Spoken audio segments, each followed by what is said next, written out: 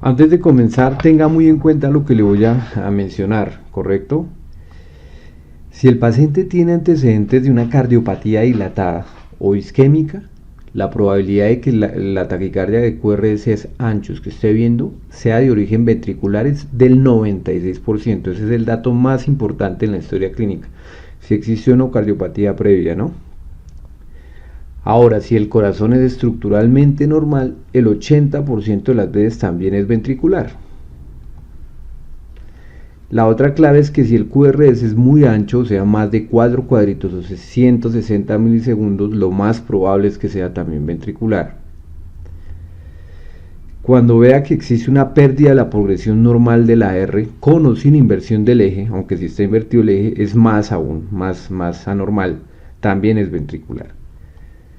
Si tiene dudas, trátela como ventricular. Normalmente cuando hay muchos criterios para una enfermedad, quiere decir que no todos están presentes y a veces son difíciles de hallar. Entonces no espere que todos los criterios que le voy a mencionar estén.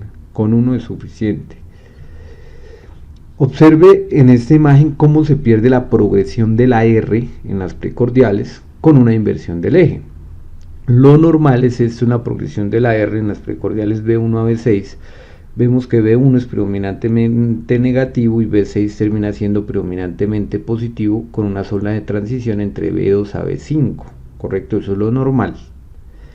¿Qué pasa en las taquicardias ventriculares en algunas? Que se invierte el eje. Por ejemplo, ya aquí B1 pasa a ser predominantemente positivo. Es positivo, positivo. ¿Correcto? Aquí debería haber sido B1 negativo, pero mire, se invierte el eje y parece ser que pierde la progresión de la R normal. No hay zona de transición. Y más anormal aún, ABR debería ser negativo y aquí es predominantemente positivo. Eso es ventricular, no cabe dudas. Observe cómo se pierde la progresión de la R en las precordiales y se invierte el eje. B1 debería haber sido negativo y está positivo, positivo, positivo. B4 positivo, B5 positivo y B6 positivo.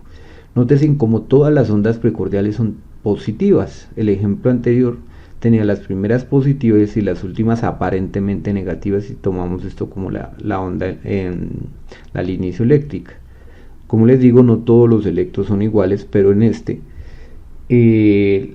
se pierde totalmente la progresión de la R, totalmente, y la polaridad es totalmente positiva.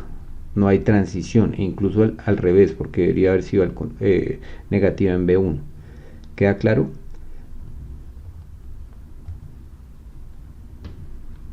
Primero tenga muy en cuenta lo que le voy a decir. Si el ritmo es irregular, no se realiza el algoritmo de Brugada, porque habitualmente es una fibrilación auricular con conducción aberrante. Generalmente la arritmia es supraventricular, pero existe una alteración en la conducción y tiene una conducción aberrante que genera un QRS ancho. Entonces, si el ritmo es irregular, no se realiza el algoritmo de Brugada. Eso debe ser claro desde el comienzo. Por ejemplo, este RR no es igual a este RR y este RR no es igual a este RR. RR más estrecho acá, acá más ancho y aquí más ancho. Esto que está acá parece ser ondas F, ¿correcto? Estos son ondas F, parece ser ondas F. Estos ritmos irregulares generalmente son fibrilaciones auriculares sobre bloqueos de rama que existen previamente o conducciones aberrantes como por ejemplo fibrilación auricular con Wolff-Parkinson-White. Este no se mete en el algoritmo de Brugada. Es un ritmo irregular.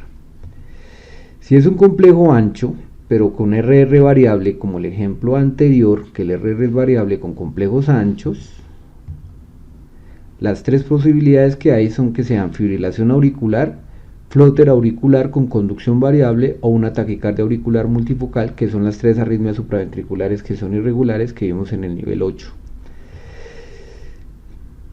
Generalmente es de origen supraventricular con un bloqueo de rama previo que el paciente ya tenía y si tiene un electro previo mejor, o un bloqueo funcional, porque a veces estas arritmias de conducción aberrante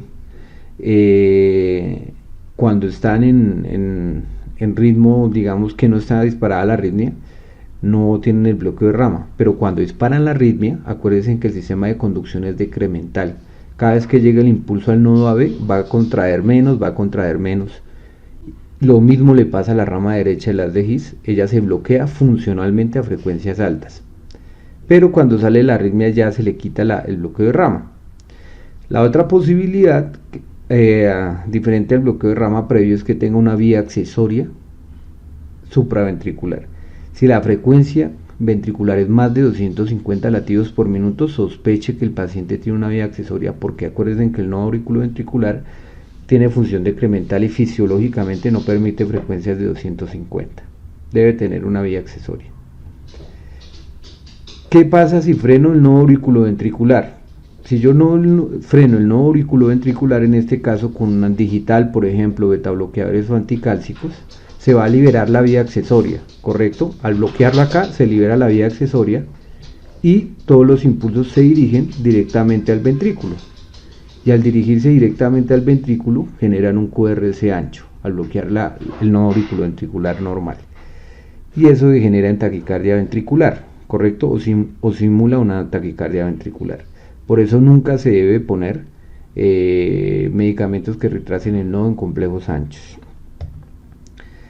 Si el paciente lo encuentra a usted con muchos síntomas intensos, porque si está en paro hacemos el algoritmo de paro que vimos en el video previo a este, pero si lo encuentra con síntomas intensos, pero tiene pulso, es decir, no está en paro, se puede hacer una cardioversión eléctrica. Ahora, si el paciente tiene síntomas leves, no se asuste, tranquilo. Si el paciente, digamos, tiene disnea leve, no está choqueado, no está con infarto agudo en este momento, a pesar de que el electro sea de complejos anchos, yo le recomiendo tómele un electro de 12 derivaciones, complemente la historia clínica, ¿correcto? E intente un medicamento como la amiodarona, ¿correcto? Se puede usar la amiodarona. Ahora sí, si el RR es regular, vamos a hablar de lo que es el algoritmo de Brugada para complejos anchos. Si tiene RR regular, Brugada hizo un algoritmo con unos datos que existían previamente. Él hizo un estudio con más de 170 pacientes con taquicardia ventricular y más de 60 pacientes con taquicardia supraventricular. Y hizo un paso a paso que si la respuesta es positiva de estos 4 pasos en cualquier momento, usted hace el diagnóstico de taquicardia ventricular. O sea, no quiere decir que deben estar los 4 para hacer el diagnóstico, no, con uno solo es suficiente. ¿De acuerdo? Y son lo suficientemente específicos para decir que tiene una taquicardia ventricular. Si no lo encuentra, debe pasar al siguiente paso, y si no lo encuentra, debe pasar al siguiente paso, y si no lo encuentra, debe pasar al siguiente paso. ¿Correcto? Si los 4 son negativos, usted puede decir que tiene una taquicardia supraventricular con conducción aberrante. Vamos a analizar el primero, que es ausencia de RS en derivaciones de B1 a B6. En todas las derivaciones, si usted encuentra al menos una que tenga RS, pues ya el algoritmo no se aplicaría ahí. Vamos a ver primero qué es una RS. Entonces, RS es esto, una R con una S. R con una S. R con una S. Vamos a mirar cuál es la definición del nadir de la S, es el punto más negativo de la S. Esto sería el nadir de la S, esto sería el nadir de la S y esto sería el nadir de la S. ¿Queda claro? Eso sería un complejo RS, RS y RS. Y este punto que está acá sería el nadir de la S. Primera pregunta que hacía Brugada es si había ausencia de RS. Si yo miro acá, yo no veo sino una onda similar una tras la otra, pero yo no puedo decir en esta derivación que exista una RS. Esto no se parece a esta R y no se parece a esta S, no se parece a esta R y no se parece a esta S. ¿Correcto? Yo veo son complejos anchos monomórficos. Si usted no ve RS o no la puede definir, es una taquicardia ventricular. Ahora, si el paciente usted tiene ausencia de RS en B1 a B6 y aquí en la respuesta dice usted que no, quiere decir que usted en alguna derivación, así sea en una, vio una R con una S. Si la respuesta es sí, sigue el algoritmo. Y como vio una RS, quiere decir que puede medir los cuadritos que componen ese complejo. Cuando dicen mayor a 100 milisegundos se definen al nadir de la S, midiendo desde el comienzo de la onda R hasta el nadir de la S. Vamos a verlo con ejemplos. Por ejemplo, aquí vemos un complejo que es predominantemente positivo en B1, se invirtió el eje en B2. Yo aquí no le puedo decir que hay una RS, yo aquí tal vez le puedo decir que hay una R mellada, aquí le puedo decir que hay una R mellada con onda T negativa, aquí le puedo decir que una R como con una S en esta zona, con una onda T por acá, pero algunas derivaciones, no todas, me permiten ver una RS bien, y la que mejor me permite ver estas derivaciones en este ejemplo es B4, B5 y B6. Entonces, donde comienza el complejo, en B4, la R, ¿correcto? Y vamos a medir hasta el nadir de la S. Si tiene más de 100 milisegundos, quiere decir que es ventricular, 100 o más. 100 milisegundos son 2 cuadritos y medio, y este tiene 1, 2, 3 cuadritos. Aquí tiene 1, 2, 3 cuadritos, o sea, tiene 120 milisegundos, ¿correcto? Quiere decir que esta taquicardia es ventricular. Con un solo criterio, en una sola derivación, tengo para decir que es ventricular. Entonces, primera pregunta era si la ausencia de complejos RS. Si había ausencia, es una taquicardia ventricular. Si no hay ausencia de complejos RS, quiere decir que yo vi uno, y si vi uno en alguna derivación, pude medirle el intervalo RS, que se los expliqué cómo era. Si uno de esos intervalos mide más de 100 milisegundos, quiere decir que hay una taquicardia ventricular. Ahora, si no mide más de 100 milisegundos, ¿correcto? El siguiente paso es mirar la disociación auriculoventricular. ¿Qué es una disociación auriculoventricular? La disociación auriculoventricular traduce que las aurículas van por su lado y los ventrículos van por su lado. Es decir, que las aurículas se contraen y los ventrículos se contraen aparte. En la taquicardia ventricular es otra situación, aparte de los bloqueos AB, donde se produce la disociación auriculoventricular. Lo que pasa es que usted lo que más va a ver son el complejo ventricular que está en taquicardia. Habitualmente la frecuencia es mayor que la frecuencia que dan las aurículas.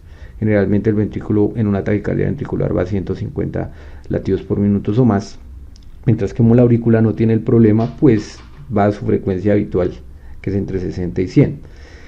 Como el ventrículo es mucho más grande, se va a ver el complejo mucho más grande y va a ocultar la onda P. A veces ni se ve P y a veces se ve empastada y difícil de ver, como sucedió en los videos anteriores donde les expliqué ver la onda P. Entonces, va a haber alguno de esos latidos de las supraventriculares con ventriculares que se van a unir y van a formar unos complejos más chiquitos, se llaman complejos de fusión. O va a haber el momento en que la aurícula pueda conducir normal y depolarice el ventrículo, que es el complejo de captura, que ya se los voy a mostrar. Ejemplo, este es el de fusión, que es un complejo estrecho entre un mar de anchos. Esto es un mar de anchos, ¿correcto? QRS ancho, ancho, ancho, ancho, pero aquí vemos que este complejo es más estrecho que el resto. Un poco más estrecho, no tan estrecho. Y aquí vemos otra vez que vuelve la taquicardia ventricular. Si yo llego a encontrar un latido de fusión, es una taquicardia ventricular. Simplemente, ese es un criterio de disociación auriculoventricular. Ahora, ¿qué es un latido de captura? Mismo ejemplo, viene el complejo QRS ancho, una taquicardia ventricular, y aquí el nodo auriculoventricular alcanzó a tomar el mando, conducir a nivel ventricular y generó un complejo extremadamente estrecho dentro de un mar de anchos. Ese es otro complejo que es el de captura. Uno solo ya es una taquicardia ventricular. El otro criterio de disociación auriculoventricular es cuando existen más complejos QRS que ondas P. Si miramos aquí hay muchos QRS, correcto, una frecuencia elevada. Realmente poder ver la onda P, yo reconozco, requiere ojo entrenado. Sin embargo, les voy a dar una clave. Tenga en cuenta que la onda T, para decir que es normal, debe ser similar en todos los planos. O sea, esta tiene que parecerse a esta y esta tiene que parecerse a esta. Lo mismo el ST tiene que ser muy parecido. Y lo que está por delante de la onda T tiene que ser parecido. Casi que por decir igual. Si usted ve algún tipo de deformidad, piense que ahí está metida la P. Si ve algún tipo de deformidad. Por ejemplo, aquí miramos la onda T. Esta no se parece a esta es más estrecha y esta más alta. Por ejemplo, esta se ve empastada acá, esta es la onda P. Por ejemplo, aquí podemos ver otra onda P, ¿correcto? Se ven empastadas. Cuando vean ese tipo de deformidades del ST de la onda T, piensen que ahí está metida la onda P. Lo mismo en el complejo QRS, cuando lo vean de forma al final o al comienzo y no se parezca uno al otro, por alguna razón es porque ahí está metida la onda P. Pero en cualquier forma se ven más QRS con respecto a las ondas P, pues quiere decir que hay una disociación AB. Otro ejemplo, el mejor ejemplo aquí sería si miramos esta onda, este ST y digamos que esta es la T, aquí ST y la T, si miramos esta y esta no es igual, y esta no es igual, aquí está empastada, estos empastamientos corresponden a la onda P. Si miramos acá este ejemplo, este no se parece a este, vamos a simular que aquí está la onda P, y aquí podría haber otra onda P metida, porque esto no se parece a esto, de hecho en altura y en anchura no se parecen, ¿correcto? Entonces aquí están empastadas las ondas P y vienen invertidas. Esa sería la disociación auriculoventricular. Entonces, si en ausencias de RS, si es así, tiene TB. Si vio algún RS, pues mídale el intervalo. Si es mayor a 100 milisegundos, tiene una taquicardia ventricular.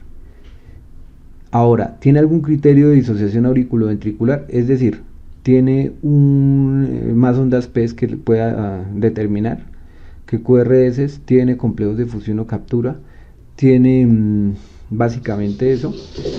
Si la situación es que no, ahora vamos al criterio morfológico. El criterio morfológico con un solo criterio ya es una taquicardia ventricular.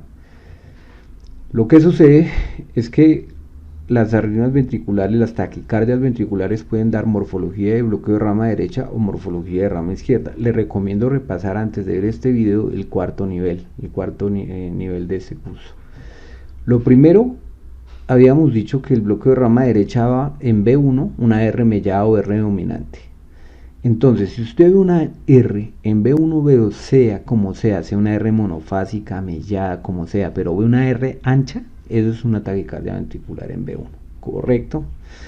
Y en B6, si ve una relación RS menor a 1, RS menor a 1 quiere decir que la S es más grande que la R. Si ven acá en este ejemplo, la S es más profunda, es bien profunda y la R es bien pequeña. Entonces aquí en esto predomina la S, en B6, en la derivación B6, que es lo mismo que se ve en un bloque de rama derecha normal.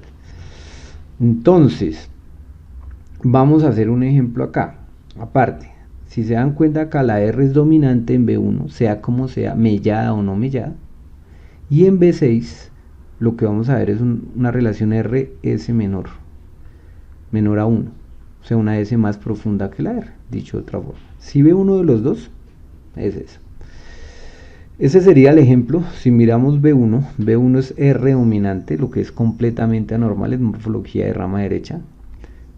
B1 y B2 son dominantes. Por ejemplo, para este ejemplo no se ve la relación RS menor a 1, pero lo que les digo, con un solo criterio es suficiente.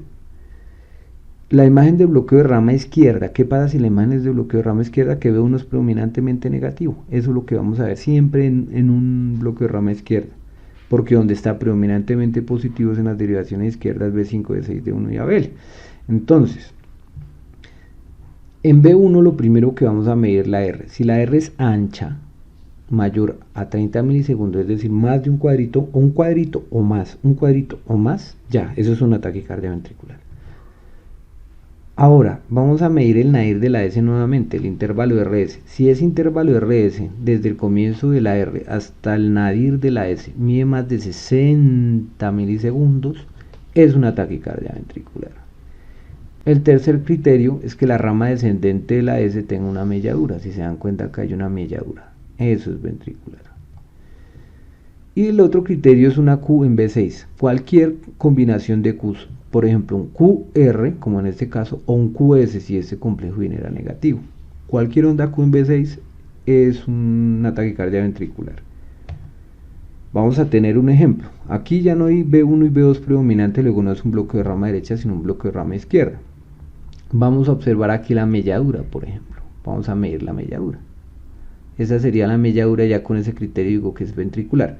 Ahora, si vamos a mirar el inicio de la R del complejo acá, si este complejo midiera más de 60 milisegundos, que aquí yo le alcanzo a ver un cuadro y medio, casi 2, ya ese sería el segundo criterio ventricular.